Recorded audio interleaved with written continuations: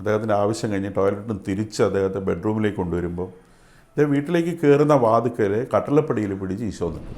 ഇപ്പോൾ ഒരു വിശ്വാസം, ഒരാളുടെ വിശ്വാസം അത് മറ്റൊരുവനെ പറഞ്ഞ് ബോധ്യപ്പെടുത്തി തരണമെന്ന് പറയുന്നതിനകത്ത് ഒരു കാര്യമില്ല. ആരെയും പറഞ്ഞത് ബോധ്യപ്പെടുത്താനാവില്ല.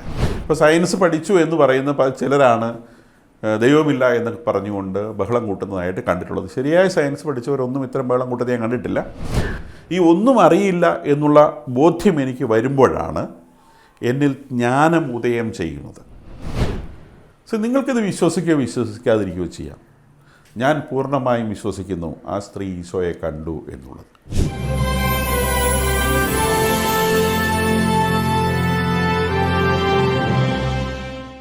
സൺഡേ ശാലോമിലേക്ക് സ്വാഗതം. ഞാൻ ജോസ് ജോൺ മല്ലികശ്ശേരി. സമീക്ഷ.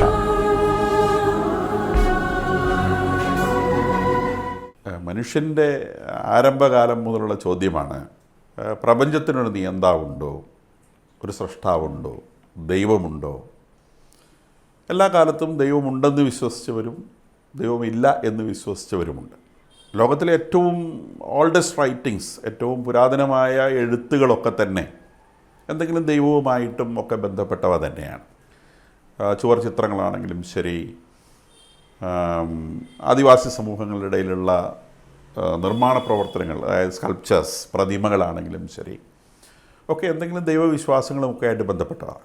അപ്പോൾ ഒരു കൂട്ടർ വിശ്വാസമുള്ളവരുണ്ട്, ഒരു കൂട്ടർ വിശ്വാസമില്ലാത്തവരുണ്ട്. ഇത് എല്ലാ കാലത്തും വളരെ റിലവൻ്റായിട്ടുള്ള, വളരെ സമൃദ്ധമായി നിന്ന ഒരു ചോദ്യമാണ്. അപ്പോൾ ഇന്നത്തെ യുവതയുടെ ഇടയിലും ഇതുപോലെ തന്നെ ദൈവമുണ്ട് എന്ന് വിശ്വസിക്കുന്നവരും ദൈവമില്ല എന്ന് വിശ്വസിക്കുന്നവരുണ്ട്. അടുത്ത കാലത്ത് തന്നെ വളരെ പോപ്പുലറായിട്ടുള്ള സുഹൃത്ത് സന്തോഷ് കുളങ്ങര ഒരു ചോദ്യം ചോദിക്കുന്നത് യൂട്യൂബിലൊക്കെ ഒരുപാട് സ്ഥലങ്ങളിൽ ഞാൻ കാണുകയുണ്ടായി. ഈ ലോകത്തിൽ അനീതികൾ നിലനിൽക്കുന്നിടത്ത് നേരിട്ട് ഇടപെടാത്ത ഒരു ദൈവം സ്വർഗത്തിൽ ചെല്ലുമ്പോൾ ഏതാണ്ടൊക്കെ ചെയ്തു തരുമെന്ന് പറയുന്നതിനകത്ത് വല്ല കാര്യമുണ്ടോ? അങ്ങേർക്ക് വല്ലതും ചെയ്യാനുണ്ട്, അങ്ങേരെ ഇവിടെ വന്ന് ചെയ്യട്ടെ.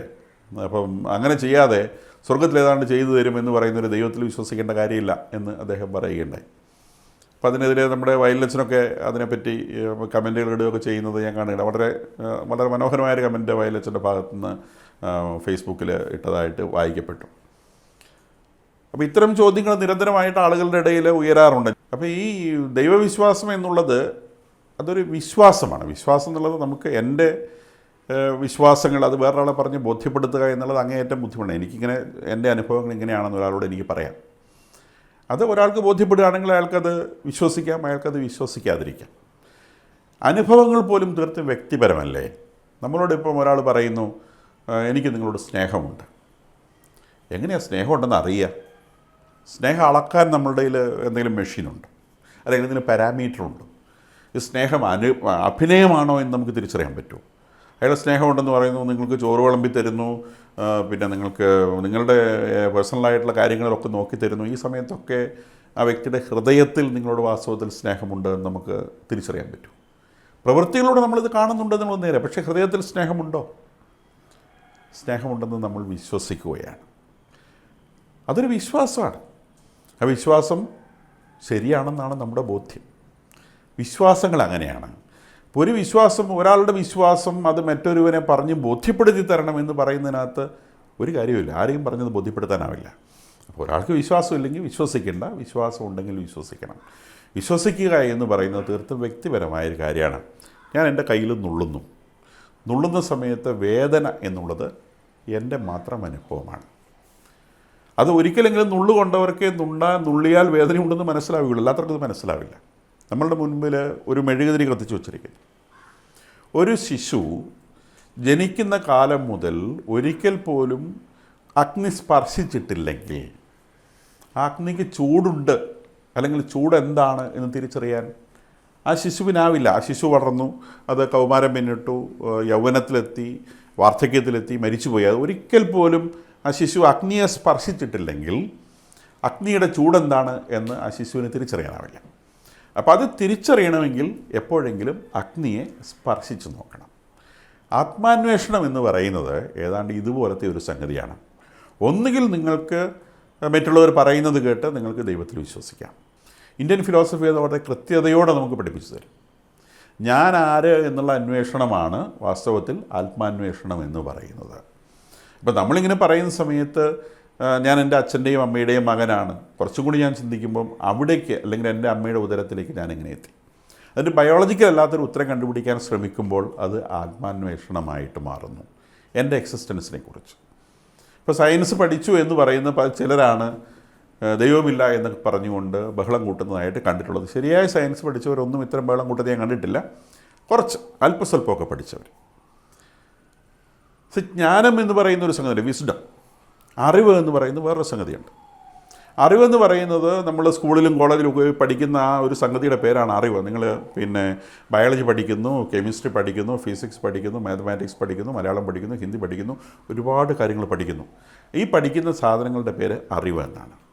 ഈ അറിവ് ഇങ്ങനെ സംഭരിച്ച് ഇത് നിങ്ങൾക്ക് ഒഫീഷ്യലായി ലഭിക്കുന്ന അറിവുകളുണ്ട്, പിന്നെ അനുഭവത്തോടെ ലഭിക്കുന്ന അറിവുകളുണ്ട്. ഇതെല്ലാം കൂടി ചേർത്ത് നിങ്ങൾ വളർന്ന് അറിവിൻ്റെ ഒരു പാരമ്യതയിലെത്തുമ്പം നിങ്ങൾക്കൊരു കാര്യം മനസ്സിലാവും.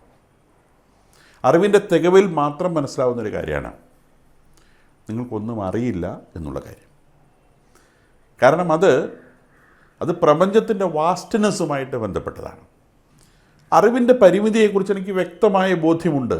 കാരണം പ്രകാശം എന്ന് പറയുന്നത്, നമ്മൾ കാണാൻ ഉദ്ദേശിക്കുന്ന പ്രകാശം, അതിന് നമ്മൾ ഇലക്ട്രോ മാഗ്നറ്റിക് സ്പെക്ട്രം എന്ന് പറയുന്ന ഒരു സംഗതിയുണ്ട്.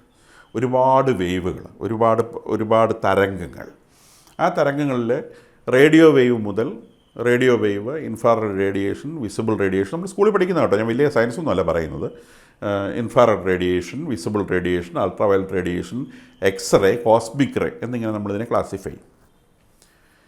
ഇതിൽ നമ്മളുടെ ഒരു കാണാവുന്നൊരു സ്കെയിൽ വെച്ച് നമ്മളിതിനെ ഇങ്ങനെ റേഡിയോ വേവ്സ് മുതൽ അങ്ങനെ കോസ്മിക് റേ വരെയുള്ള റേയിനെ കേരളത്തോളം വലിപ്പമുള്ള ഒരു വലിയ സ്കെയിലിൽ നിങ്ങൾ പ്ലോട്ട് ചെയ്തെന്ന് വിചാരിച്ചു, ഇതിൻ്റെ വേവ് ലെങ്തുകൾ.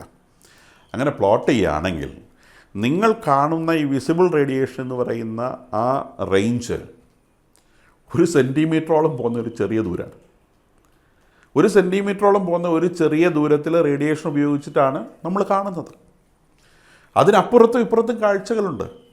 ഈ കാഴ്ചകളൊന്നും കാണാൻ നമ്മളുടെ നേത്രങ്ങൾക്ക് ശേഷിയില്ല.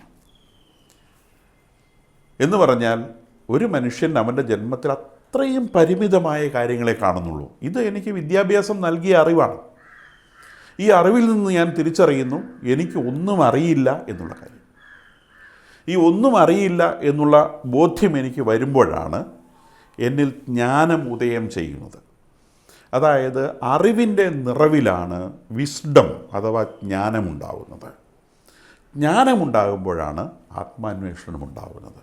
അപ്പോൾ ആദ്യം ദൈവത്തെ അന്വേഷിക്കണമെങ്കിൽ ഒരു മനുഷ്യനിൽ ഉദയം ചെയ്യേണ്ട കാര്യം അവൻ്റെ അറിവില്ലായ്മയെക്കുറിച്ചുള്ള ബോധ്യമാണ്. ഈ അറിവില്ലായ്മ എന്ന് പറയുന്നത് ഞാൻ സ്കൂളിലോ കോളേജിലോ പോയി പഠിക്കാത്തത് കൊണ്ടോ എൻ്റെ ബുദ്ധിക്ക് വലിപ്പമില്ലാത്തത് കൊണ്ടോ അല്ല, ഞാൻ പഞ്ചേന്ദ്രിയ നിബദ്ധനായ ഒരു മനുഷ്യനായതുകൊണ്ട് മാത്രമാണ്. ഈ പ്രപഞ്ചത്തിലുള്ള അനാദിയായ അറിവുകളെക്കുറിച്ച് ഒന്നും അറിയാനുള്ള ശേഷി എൻ്റെ ഈ തലച്ചോറിനില്ല. കാരണം ഇത് 5 ഇന്ദ്രിയങ്ങൾ കൊണ്ട് മെഷർ ചെയ്യുന്ന വളരെ ചുരുക്കം കാര്യങ്ങൾ മാത്രം തിരിച്ചറിയാൻ കഴിയുന്ന കാര്യമാണ്.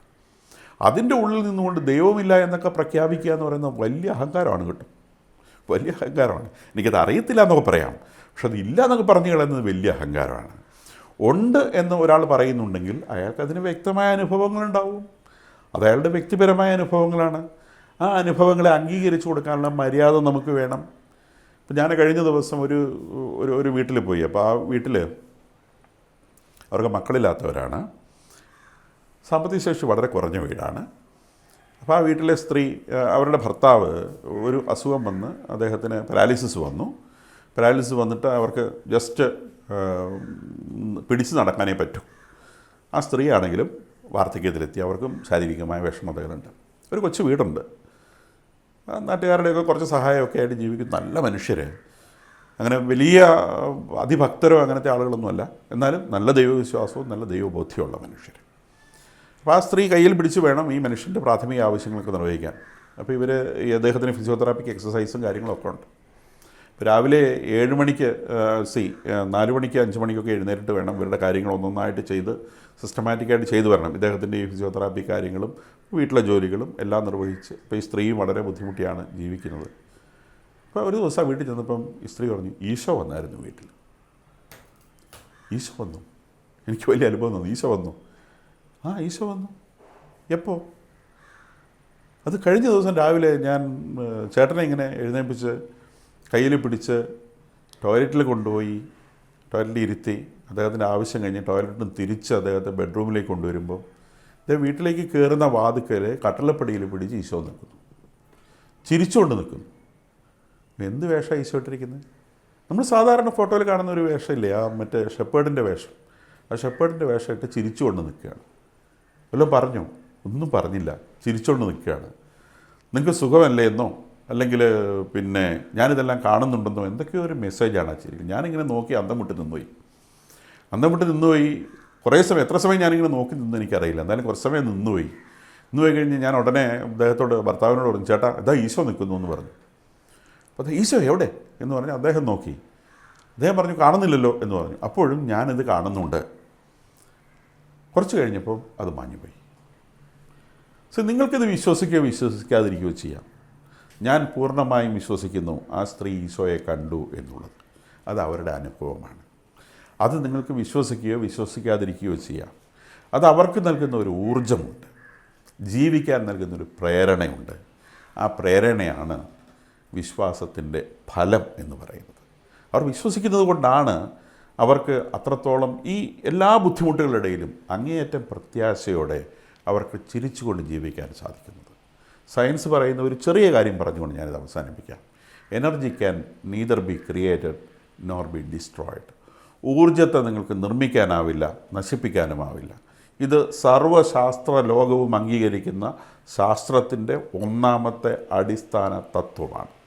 Life is an energy. ജീവൻ ഒരു ഊർജ്ജമാണ്. ഇതിനെ നശിപ്പിക്കാനാവില്ല, നിർമ്മിക്കാനുമാവില്ല. അങ്ങനെയാണെങ്കിൽ നിങ്ങളുടെ ജീവൻ എവിടെ നിന്ന് വരുന്നു? ഈ ഭൂമിയിൽ നിങ്ങളുടെ ജീവൻ നിങ്ങളുടെ ശരീരത്തിലുണ്ട്. അത് ജീവനെ ഉൾക്കൊള്ളുന്ന ഒരു പാത്രമായി, ഇതിനെ പാർട്ടിക്കിൾ ഇൻ എ ബോക്സ് എന്നാണ് സയൻസിൽ പറയുന്നത്. ഒരു എനർജി ഒരു പാത്രത്തിൽ ഉൾച്ചേർന്നിരിക്കുന്നു. Energy is incorporated in a box, particle in a box. ആ രീതിയിൽ നിങ്ങളുടെ ശരീരത്തിൽ ഈ ഊർജ്ജം ഉൾച്ചേർന്നിരിക്കുന്നു. നിങ്ങൾ മരിക്കുമ്പോൾ ഈ ഊർജ്ജം റിലീസാവും. ഇതെങ്ങോട്ട് പോകും? ഈ ചോദ്യത്തിനുള്ള അന്വേഷണം നിങ്ങളെ ദൈവത്തിലേക്ക് എത്തിക്കും എന്നാണ് ഞാൻ വിചാരിക്കുന്നത്.